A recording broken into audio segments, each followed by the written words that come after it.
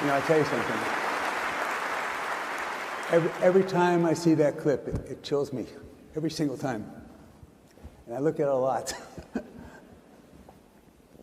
So thank you very much for coming here. I know it's not convenient, it's not around the corner. I'm really appreciative. Absolutely. Thank you for having me. I was on a red-eye flight, so I'm a little slower than normal. Just I didn't get much sleep. So.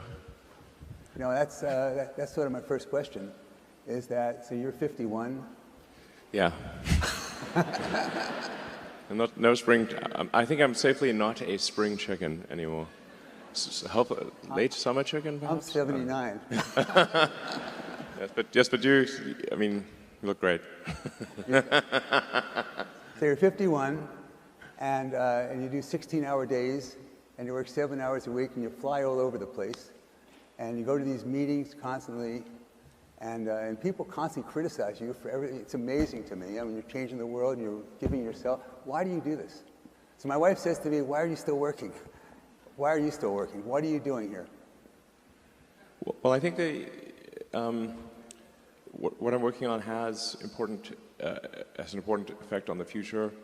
You know, in the case of Tesla, I think it's fair to say that Tesla has significantly accelerated the advent of sustainable energy. You know, before Tesla, no one was doing electric cars, and now, as a result of Tesla, I think almost every major car company in the world is building electric cars, and I think that's a pretty big deal. But there's still a long way to go to transition the world to a sustainable energy economy, and so we still have a lot of work ahead of us at Tesla, but that's our goal there. And then for SpaceX, I think it's important for the future to be exciting, and for humanity's existence to be ensured over the long term. I think we must become a multi-planet species and a spacefaring civilization. You know, I think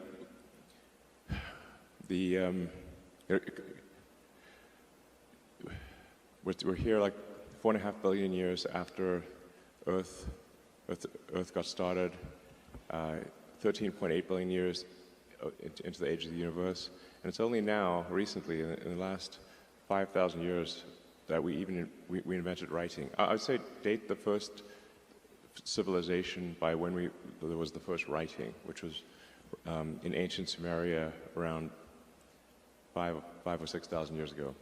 So we've basically just been here for a very brief instant. A blink. All of human civilization is a blink of an eye, if there was an eye, on an evolutionary timescale. So I think it's important we take the actions to ensure that the light of consciousness continues, and because we should really view consciousness as a small candle in a vast darkness, and it could easily go out. So you have these missions. And somehow, whenever you have the mission and you have this vision, and you are a visionary, that somehow, whatever you do, you develop other businesses. So when you started SpaceX, you didn't think about satellites. When you started Tesla, you didn't think about robots. When you don't have enough people, you didn't think about robots. So you didn't think about autonomous driving. And without Elon, there would not be electric cars.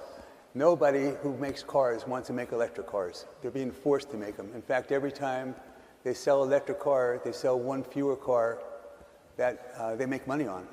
And they have all that money invested in plants that make those other cars. So nobody wants to have these cars except for him.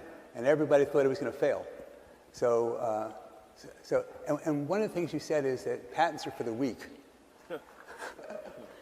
And you share your patents. Yeah. And with other companies, of course, on the other hand, when they get your patents, you're 2 or 3 years ahead of them. Well, I mean, I was joking about patents for the week. I think there is a role for patents. You know, let's say if some company has spent a lot of money developing a particular medicine and had to go through the expense of stage 3 medical trials, and then they finally get something that is approved, but where the drug itself is cheap to manufacture, then I think a patent in that case makes sense. Otherwise, no one would go to the trouble of doing stage 3 medical trials. So there are definitely roles for patents. In the case of Tesla, our goal is to advance sustainable energy, and so and we can't just do it by ourselves. We need the whole industry to go that way. So we gave them our patents for free in order to help them accelerate electric vehicles. So it must be terrifying to other companies to realize that when we make cars, it's $39,000 in cost a car, and we're making $15,000, $16,000 in profit a car. And so we invest $7 billion, and we make $15 billion a year. I'm sorry, yeah, and 15, right, 15, a million cars, 15,000, 15 a million a year on a $7 million investment. Shocking. So no one else does that. And when and here you're telling us how you want to make cars for $20,000 a piece. How do you do that? Well, we've not formally announced our next car program, so I can't talk too much about our upcoming vehicle program or programs that have not been announced, but we do expect to make cars that are more affordable than the current Model 3 or Model Y. So, and a big factor in this is, yeah.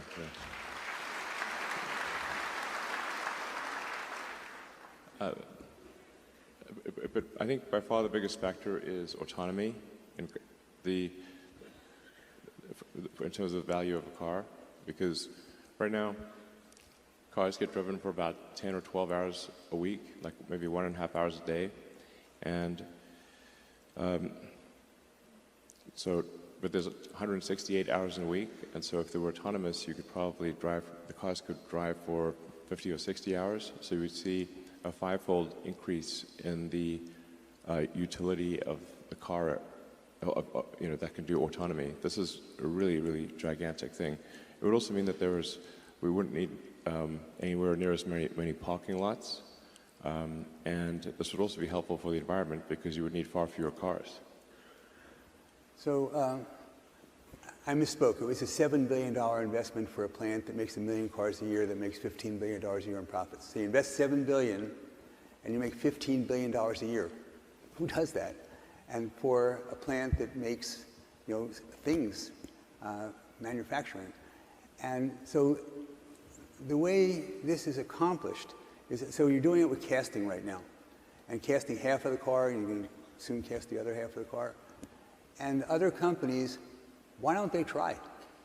Why don't they try to do what we're doing? In fact, one of the executives of another automobile company wanted me to introduce her to you, and you did that once at a meeting, and now she wants to come visit with her director of engineering at our plant in Austin.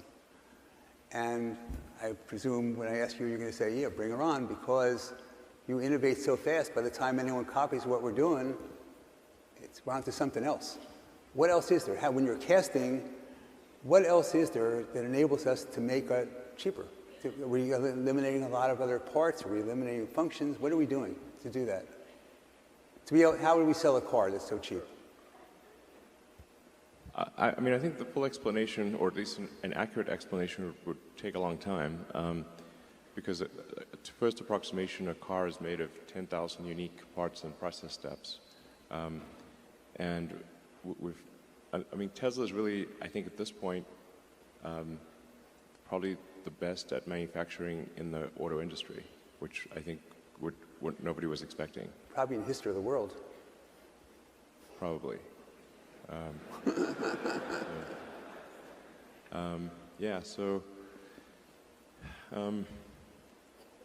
Well, I've got this first principles algorithm that I find to be very helpful in the design and manufacturing of anything, and people here may find it helpful.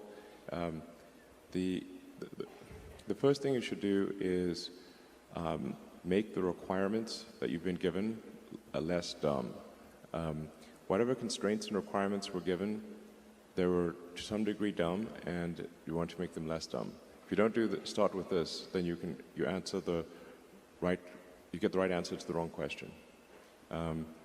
And the requirements must be given from a person who can explain the requirement, not from a department, because then you don't know who to talk to. Then step 2 is delete the part or delete the process step. This sounds extremely obvious, and yet over and over again we have found that parts were not needed. They were just put in there just in case, or by mistake, or there was a step that someone thought was needed but was not actually needed.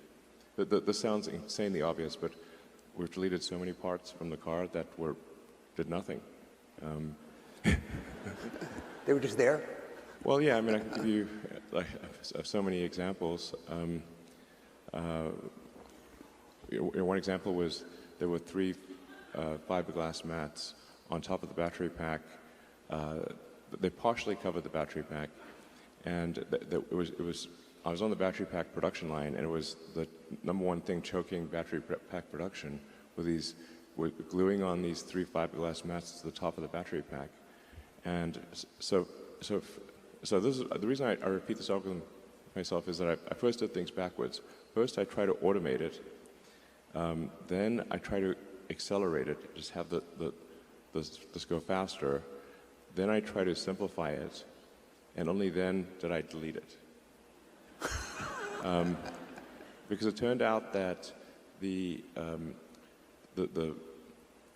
team at Tesla that does noise and vibration minimization, so making the car quiet, thought that the fiberglass mats were there because of the battery safety team for battery fire prevention. And then I asked the battery fire prevention team what were they needed for, and they said, oh, noise and vibration. And I'm like, okay. So then we had 2 cars drive, one with a microphone in each car, and you could not tell the difference. So we went to all that trouble for a part that should not exist. And then another example was there was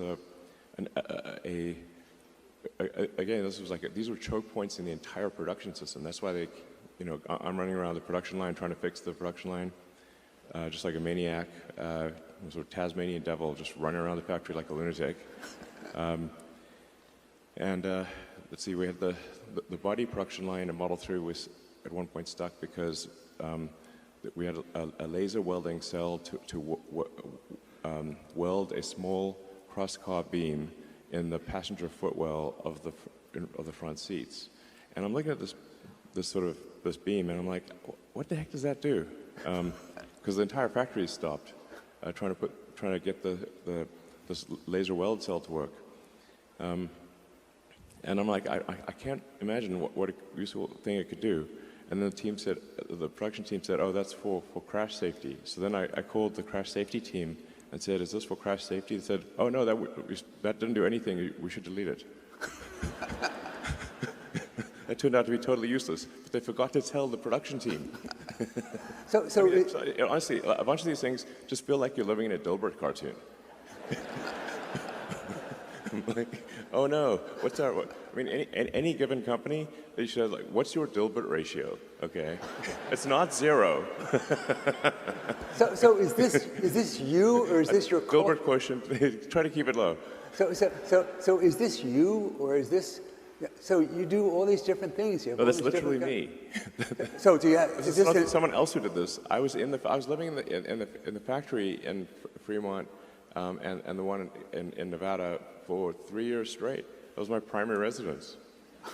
Not kidding, literally. Did you keep the couch? I actually slept in a couch at one point in a tent on the roof. And then, but for a while there, I was just sleeping under my desk, which is out in the open in the factory, and for an important reason. And it was damn uncomfortable sleeping on that floor. And always, when I woke up, I'd smell like metal dust. We went to visit, and they bought him a new couch. Yeah, but actually, I stopped using the couch because there's a little conference room and a couch there. I stopped using the couch, and I just slept on the floor under my desk, so during shift change, the entire team could see me. And this is important because, the team, if they think the sort of their leader is off somewhere having a good time, drinking Mai Tais on a tropical island, which I could definitely have been doing and would much have preferred to do. I'm not actually a masochist, I think. But the thing is that since the team could see me sleeping on the floor during shift change, with nothing, they knew I was there, and that made a huge difference. And then they gave it their all.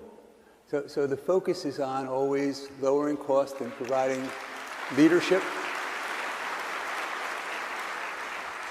And this company, we're doing 1.5 million cars a year, but you expect to do 20.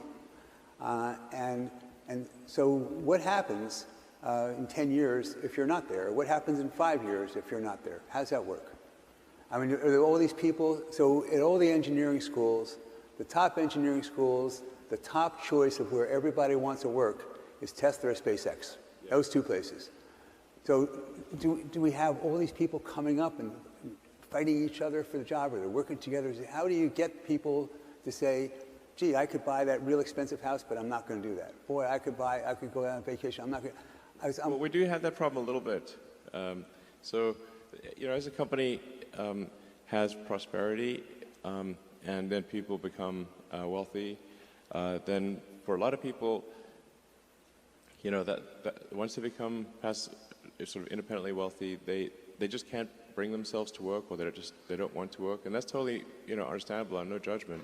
And so, I mean, I have a lot of friends who are extremely talented, and they had some success earlier in life, and they just decided, that was enough trauma. I mean, one of my good friend of mine saying, like, for starting a company is like eating glass and staring into the abyss. So when people tell me, like, well, what can you do to encourage entrepreneurs to start companies? I'm like, if you need encouragement, don't start a company.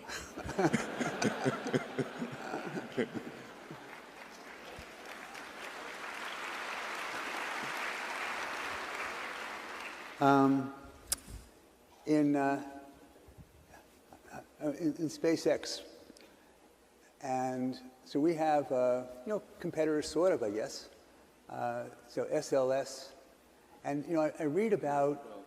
That's not it's just Boeing, Northrop, and Lockheed. And with those guys, when they build a launching pad, it took them like 10 years and billions of dollars. And we had to build a launching pad, and it cost a few $100 million, and we did it in 6 months. And then I was interested in how that was done, and the woman I'm talking to says that, Ron, did you see the plumbing when you went there? I said, why should it cost hundreds of millions of dollars? It looks like it's a landing field. And I said, well, did you see what's underneath? Did you see the plumbing? I said, no, they didn't show that to me. And then she said, well, you should be aware that there's all these pipes that take away the heat, and then they all deliver fuel to the rocket, and it has to be there in the exact right amount at the exact right time, and if it's not, that doesn't happen, it blows up. And so I said, well, how does Elon know this? And because you hire these great people, and then you ask them all these questions, and then somehow you remember everything they tell you. Is that true? Well, my memory for technical matters is very good. And but I think probably a lot of people don't realize, like, what I do 80% of the time is engineering. So it's actually quite rare for me to give a talk. And my day-to-day work at SpaceX and Tesla is almost entirely engineering and design. So and also production. Production is key, but although I consider that to be part of engineering. Yeah, so, but Starship is something special. The thing that is,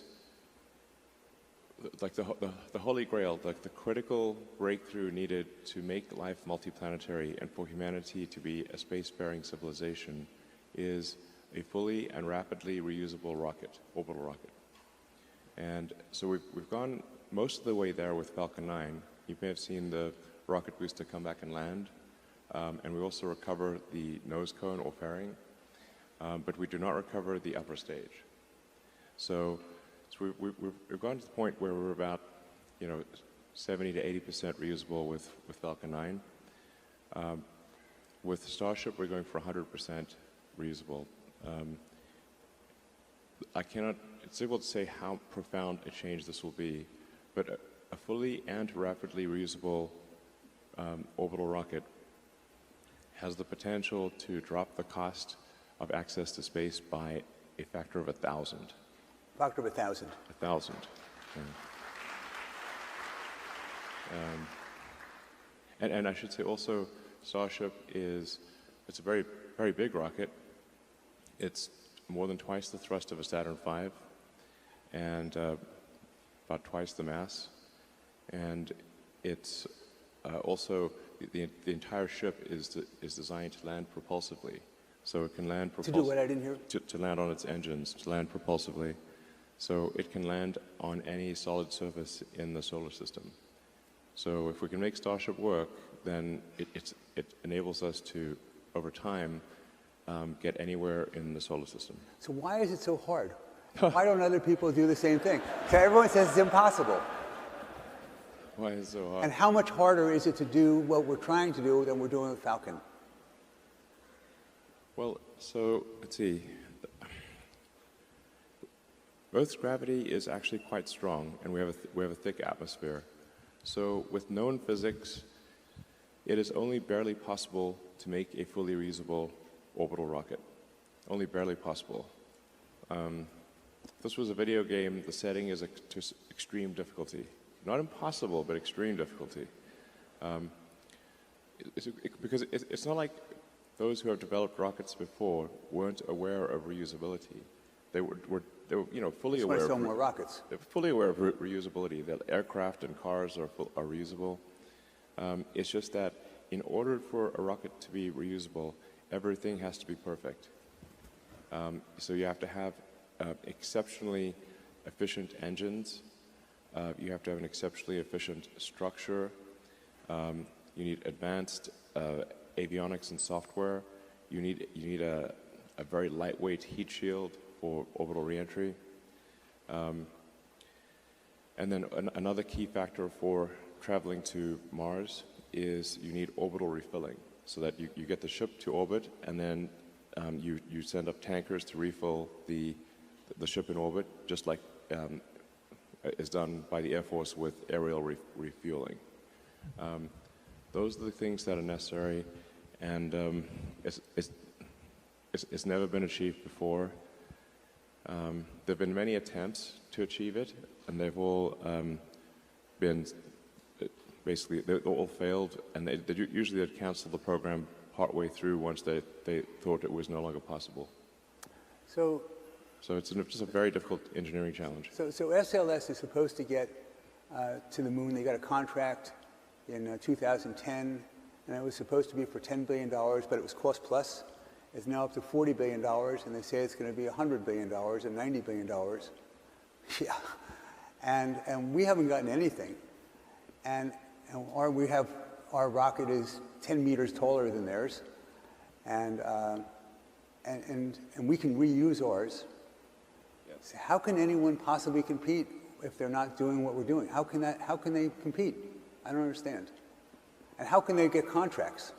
And then I just saw something from NASA, and they said that we're spending $20 billion a year, and oh, by the way, that's 360,000 jobs in all these congressional districts. Well, I think I have to be careful of what I say here. I have enough enemies. I would like to have. I think. Yes, I would like to have a smaller number of companies that want me to die. That would be great.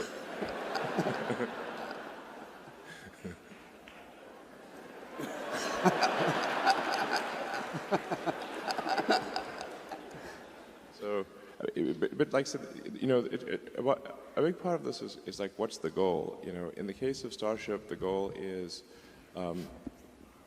to lower the cost of access to orbit and ultimately to Mars and the Moon and elsewhere, to the point where humanity can actually afford to become a multi-planet species, to the point where we can afford to have a permanent base on the Moon and ultimately far exceed the high watermark of Apollo, which was incredible and I think inspiring to all of humanity, everyone.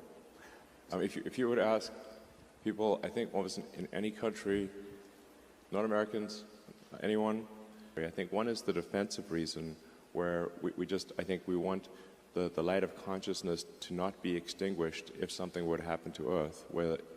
In the case of the dinosaurs, they only had to worry about meteors and supervolcanoes and other things. But for us humans, we actually have the power to destroy ourselves with nuclear weapons, or some sort of crazy bioterrorism thing. So so there's some danger that is not zero that could cause the end of life on Earth as we know it. So that's kind of the defensive reason to ensure that life is not just, and consciousness is not only on Earth. That's the defensive reason to protect the future of consciousness. Then the other big reason, I think, is that it's exciting, and it's adventurous, and it's inspiring, and makes it makes you think positively about the future, and life can't just be about solving one problem or another. There need to be reasons to be inspired, reasons that move your heart and say, yes, the future is going to be great. And when you get out, when you wake up in the morning, I can't wait to see what happens next. And I think that's, humanity going to Mars. Even if you don't yourself want to go to Mars, and most people don't, just watch it. It's a tough gig, frankly. This would not be a luxury expedition. But you'd be able to watch it happen, and I think it would just be incredibly inspiring to the world in the same way that the Apollo program was inspiring to the world. And like I said, there's got to be, life can't just be about solving one problem or another. We need things that make us excited and inspired about the future, and that would be one of them.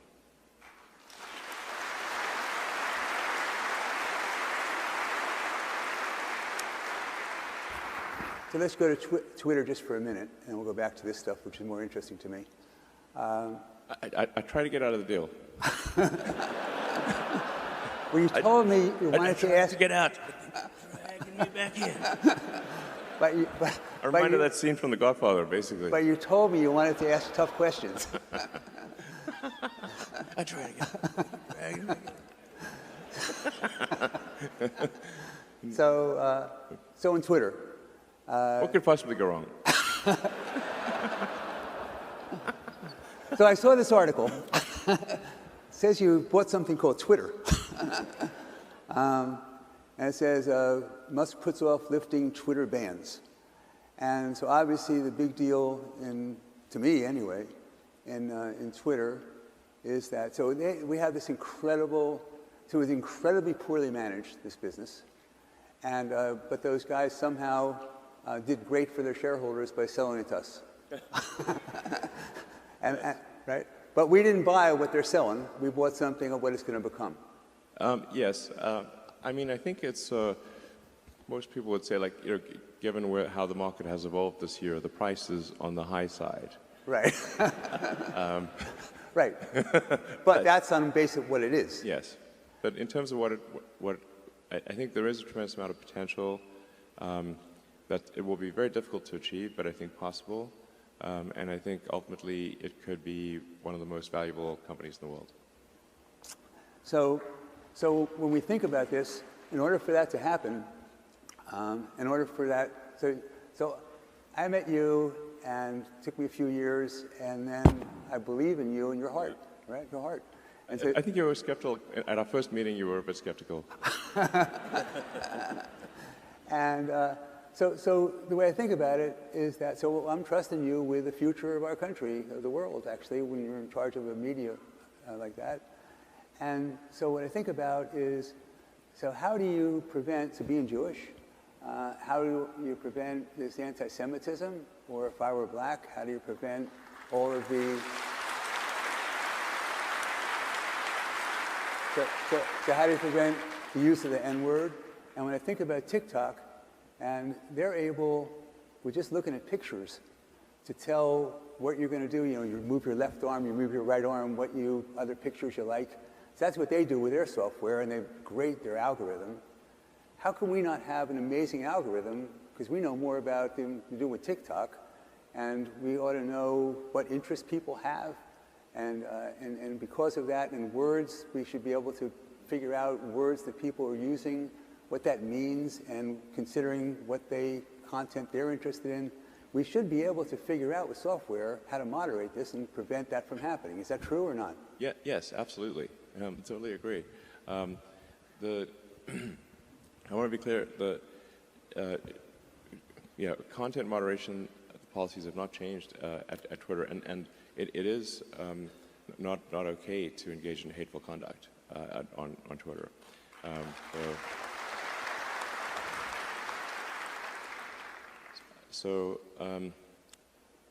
We have had, actually oddly, targeted attacks where temporarily people have been able to put some hate speech on Twitter, but then it's been taken down immediately.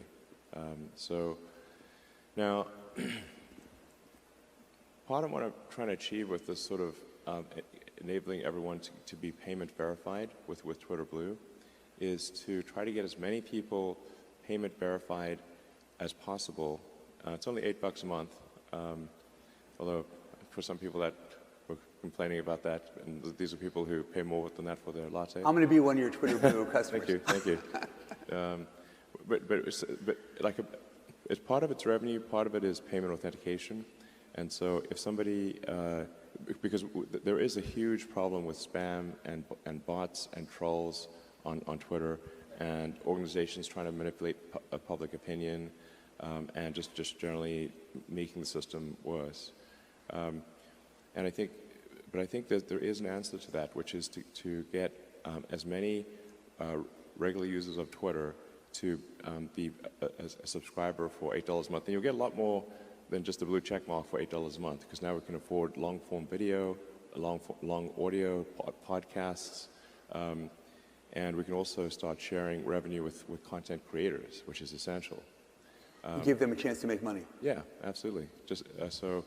I mean, right now, if you're on Twitter, you'll see a lot of links posted to YouTube and TikTok, and that's because, at least until now, Twitter has not even given them enough video length to post their video, and then they give the content creators no means of monetizing the video.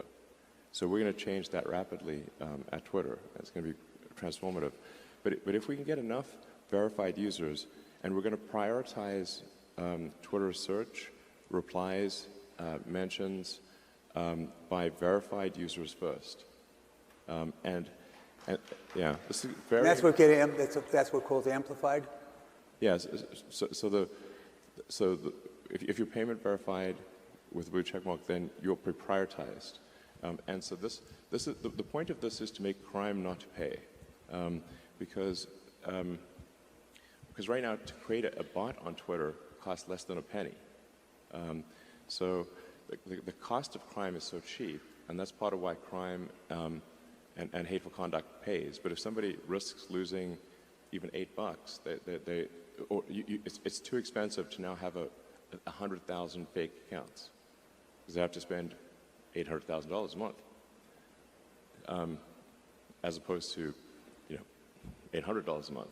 So, and then we also, since we're using payment authentication, we're piggybacking on the authentication system of the payment system, and we're also piggybacking off of Apple's authentication system, which is another layer of security. So the net effect will be, over time, that the verified users will pretty much always be at the top of comments and search, and you won't really see, you'll have to scroll far to see the unverified users, which will be the bots and trolls and whatnot. And this is sort of analogous to Google search. Like, if you go to page 8 of Google search, there will be a ton of scams and stuff, you know, call it page 8, page 9, something like that. But the thing is that Google search results are so good for page 1 that you never go to page 8. Or it's rare. And like the old joke is like... So if something we don't want to see, it gets pushed way down. Yeah, just basically the bad stuff gets pushed way down. And then crime stops paying, and then they stop trying to do all these things. And we can recruit them as engineers to program for us, crime guys. Yeah. So, I mean, the joke is like, what's the best place to hide a dead body would be the second page of Google search results. Nobody ever goes there. So today we fired half of Twitter, and that should save us, what, $4 billion a year? No, it's not going to save $4 billion a year. I wish, but I mean, to be frank, Twitter was having pretty serious revenue challenges and cost challenges before the acquisition talks started, and any company that is dependent on advertising has had a hard time. So if you look at, say, Snap or Google, Facebook, whatnot, they've all had a difficult time with advertising revenue dropping. And Twitter is more, currently more vulnerable than they are to advertising, because most of Twitter's advertising is large brand advertising as opposed to direct response. So it's kind of like a much more of a discretionary ad spend than it is for, if you can do direct response for a specific product. And then we also recently had a lot of difficulty with activist groups pressuring major advertisers to stop spending money on Twitter. This is despite us doing everything possible to appease them and to make it clear that moderation rules and hateful conduct rules have not changed, and we're continuing to enforce them. A number of major advertisers have stopped spending on Twitter. This doesn't seem right, because we've made no change in our operations at all, and but nonetheless, the activist groups have been successful in causing a massive drop in Twitter advertising revenue, and we've done our absolute best to appease them, and nothing is working. So this is a major concern, and I think this is, frankly, an attack on the First Amendment. Like, if activist groups can pressure advertisers upon which Twitter is fundamentally dependent to, suppress free speech, then that doesn't seem right.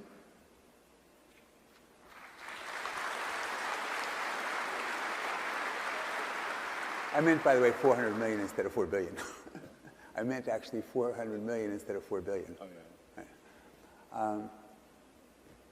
Okay, so we're now there. You're living at this place. You go there for the next couple, 3 weeks. You're going to devote, and then we have a team lined up. You think you have a team lined up to manage it, and then you would just do it the same way we do with SpaceX and Tesla, where you just attend the meetings regularly, say this is what we need to do. Do it.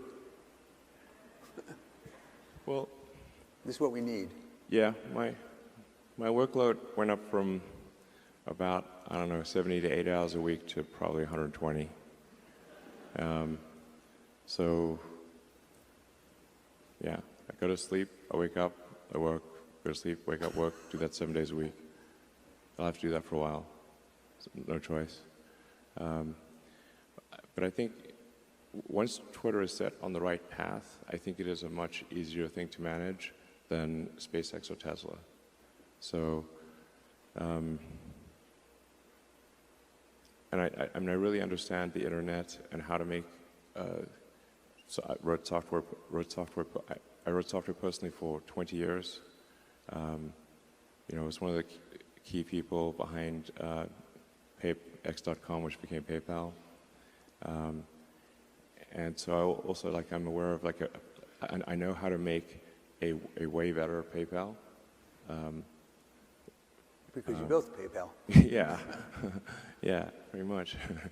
I mean, with a lot of other people, but there's a product plan I wrote, which I wish I'd kept a copy of in July of 2000, where I thought it would be possible to make the most valuable financial institution in the world.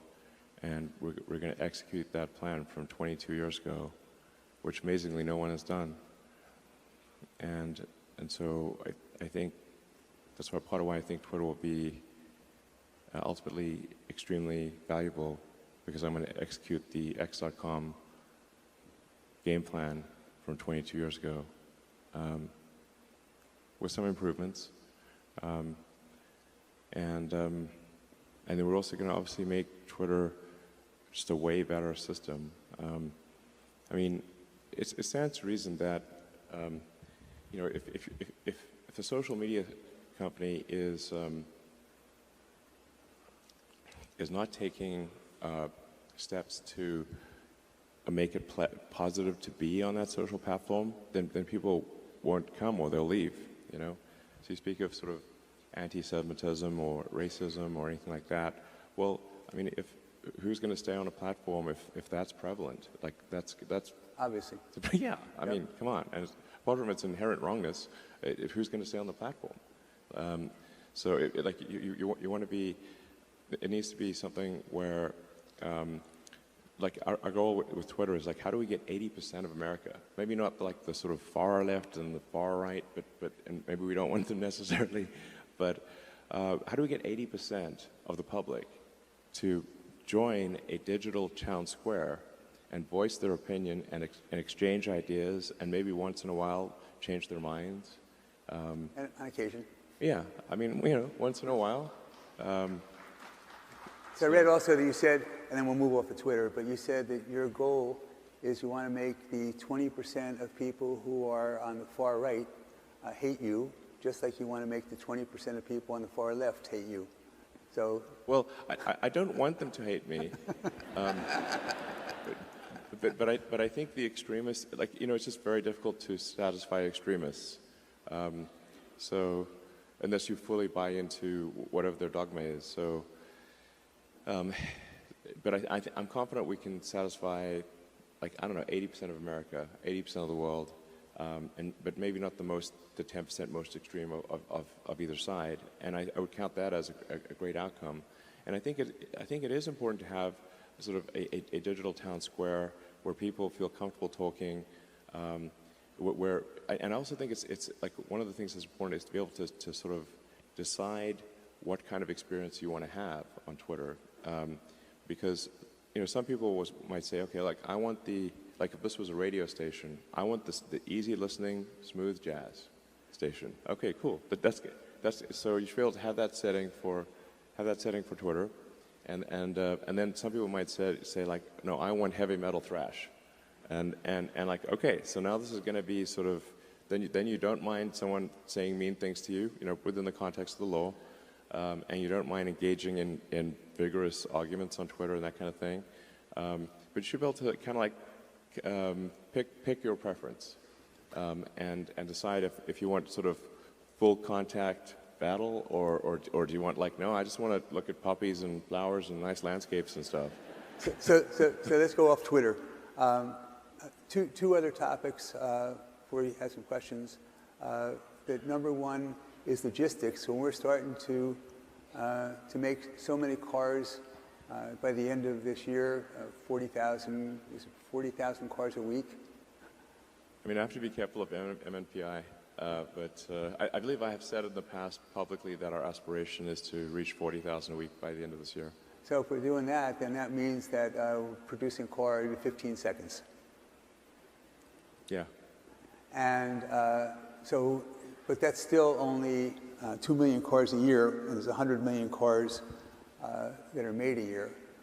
And so the question, so there's presumably capacity to be able to, logistics, to ship all these cars all over the place to have people pick them up where they want them, but not if they all do them in the same week.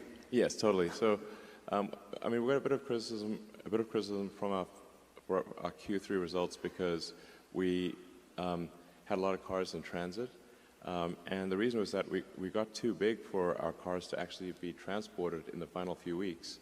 There just weren't enough car carriers and weren't enough ships. So, but it's actually good. It's actually good in the long run to smooth out deliveries and actually have cars in transit at the end of the quarter, because then you're not rushing to get everything delivered by the end of the quarter and paying all these expedite fees. So my question, though, is that if we have autonomous driving and we have autonomous trucks, is that one of the ideas that we're going to be able to move things around with our own, if there's not enough drivers, that we're going to have autonomous transport? Yes. That's question one. We can also, yeah, I mean, if you're in the area, have the car just drive to you. Right. That's one. And then the other one was about materials. And when all of a sudden, so we have somehow navigated supply chain problems from other people.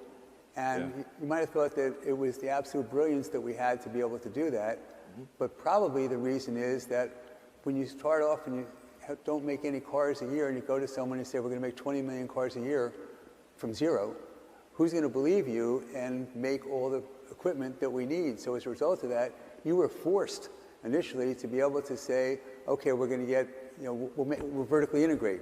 We can't rely on you. We'll do vertically integration. And yeah, cut it. Materials. I can talk longer if you'd like. Don't shoot the messenger. Talk a little bit longer. Materials. So we have geology. Anyone wants to show us a mine, we got people in mines to who are knowledgeable, and if they come to us and say, we can produce this much lithium, this much copper, this much, oh, yeah, we are able to assess that and give contracts to be able to say contractual agreements. Okay, and they'll rely on our agreement. Other people, they won't. Is that fair? And Glencore, yeah, well, the scaling constraints change as time goes by. In the beginning, we were just very vertically integrated because suppliers didn't take us seriously. Like we could get hardly any of the best suppliers wouldn't talk to us because the car startup has not been successful in the United States since Chrysler in the 20s, I believe they started. So it's been a century since a car company was successful in the U.S. that was not a foreign car company coming in that was already successful in their home market. So, but for an American car startup, it was Tesla's first success in 100 years. So you can imagine if you're an auto supplier, that doesn't sound like a smart financial decision. Exactly. So then we had to just build a lot of the stuff ourselves, be vertically integrated, or we couldn't create the car. And then that ended up being an asset because now we understood so much about the entire supply chain and what it took to build a car. So we were able to design a more integrated vehicle that actually needed far fewer parts and costs less and weighs less and has higher performance. But it is looking increasingly like for some of the critical elements of batteries that Tesla will need to get into the mining business, mining and refining. That's why Glencore was announced. That's why we're talking to Glencore. We were. No, and we've never contemplated investing in Glencore. I'm talking about Tesla doing it Ourselves. Yes. Could you have some time for some questions from the audience? Just give me a couple. Turn on the lights. They said no Q&A. Two questions. They said no Q&A. Who's they? The powers that be. I'll do it anyway. I mean, is it from me or you? I don't know. Questions? So by the way, if you leave before we give away the door prizes, which are 2 Teslas, you're not eligible to get the Teslas. But go ahead. I gave an extra one once, I guess last time, but we're not going to do that again. You got to be in your seat in order to get the Teslas. I'm paying for it, not Elon. Questions?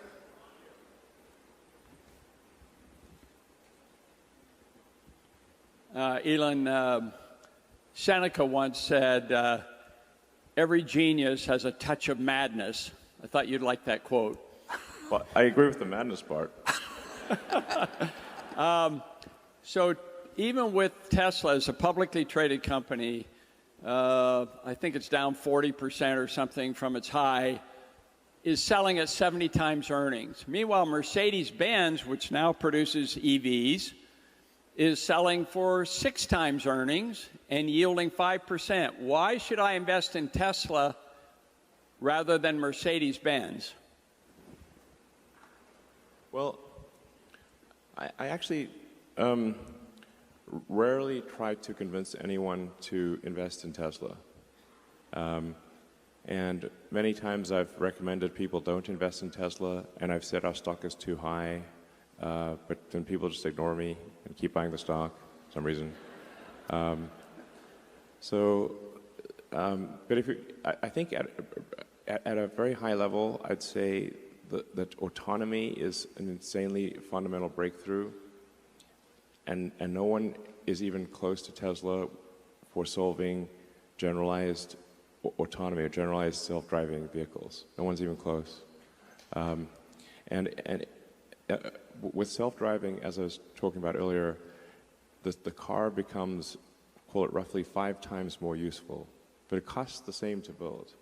Now, can you imagine what would happen if a company was we're doing like 25 to 30% gross margins, but suddenly that same thing was 5 times more valuable? What would that do to the value of Tesla and the value of that car? It boggles the mind, actually. So, if you think of net present value of future cash flows, if you actually do the math on that, it's insane. Then there's also the Optimus program, which is our humanoid robot, where we'll leverage our manufacturing expertise and the intelligence we've developed for self-driving to have a useful humanoid robot. Now, the economy is fundamentally GDP per capita times capita. If you no longer have a constraint on capita because of a useful humanoid robot, it is not clear that there is any limit to the size of the economy.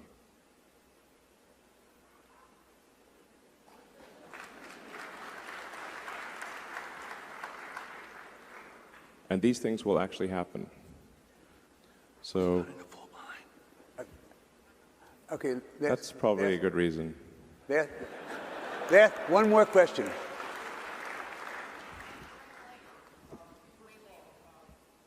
Okay, bring out your side. Okay, this is the last question. Maybe. Oh, no. Do they want to come on the stage? Go ahead. Given all the cars that you're going to make, and I hope Ron's right, whether it's 10 million or 20 million, you're going to need a lot of charging stations around the world. Yes. Have you thought about doing it more efficiently and more economically and better for our ecosystem from an ESG perspective? Because you may or may not know, there are 400 million existing streetlights in the world. And every streetlight has pervasive, persistent electricity. You could take some amount of those streetlights, which are half owned by utilities and half owned by cities, and repurpose that. And that would probably be the most cost-efficient way to roll out millions of charging stations all over the world. Well, thanks. I think they actually are using that idea in London and some other cities. But I think the long-term goal for our supercharger stations is that they all have solar, like Tesla solar and batteries at them, so that they are, as many as possible, are self-sustaining. That the supercharger stations generate the energy during the day, and then also have a localized battery pack so that people can charge at night, so that the Tesla supercharging stations would continue to function even in a zombie apocalypse. Just never know. That's coming one day. We know it. Yes. It's just a matter of time. Thank you very much. Can I get a selfie with you? A selfie?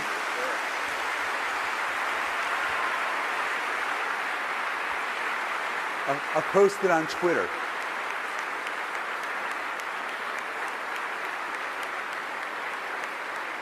Your arms are longer than mine. Also, please use Twitter. We're doing this right now. And please subscribe to Twitter Verified, $8.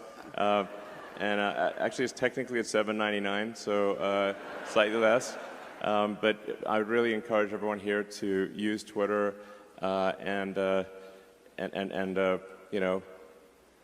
yeah, please do that. Here you go. All right. How do we do this? Are we going to switch around? Okay.